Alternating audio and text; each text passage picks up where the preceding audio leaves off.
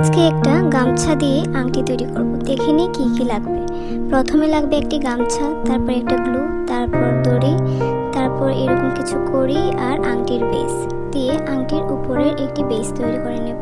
তারপর গামছাটা কেটে নেব। গামছা কাটা শেষ হয়ে গেলে উপরের গোল মাপটি বসিয়ে সেই মাপ অনুযায়ী গামছার চতুর্দিকে গোল রাউন্ড করে কেটে নেব। গামছা কাটা শেষ হয়ে গেলে সাইডের দিকে যেভাবে করে কাটছি সেরকম করে বাকি অংশটুকু কেটে নিতে হবে।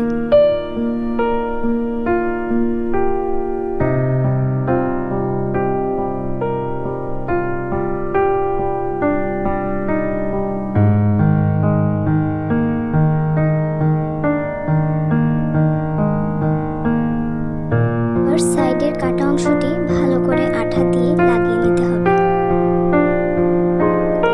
ভালো করে চেপে চেপে এগুলো ঠিক করতে হবে, নাইলে পরে বের হয়ে যাবে। এবার আংটিটি গোল করা শেষ। এখন এক্সট্রা কিছু কাপড় কেটে সেটা পেছন দিকে ভালো করে লাগিয়ে নিতে হবে। তারপর লাগবে দড়ি। সেই দড়ি দিয়ে ভালো করে রাউন্ড করে লাগিয়ে নিতে হবে আংটির বেসটির উপর।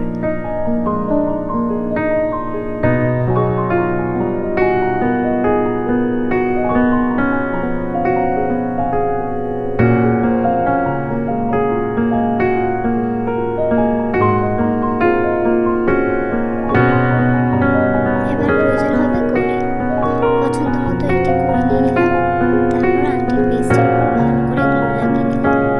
গ্লু লাগানোর পর 2 মিনিট অপেক্ষা করতে হবে, তাহলে কড়িটি ভালোভাবে সেট হয়ে যাবে। এবার কড়িটি সেট করা শেষ।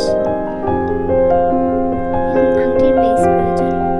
বেসটি প্রথমে আমি আঙ্গুলে পরে নিলাম যেন মাপটি জায়গা মতো বসে থাকে। বেসটির উপর গ্লু লাগানোর পরে কিছুক্ষণ শুকানোর পরে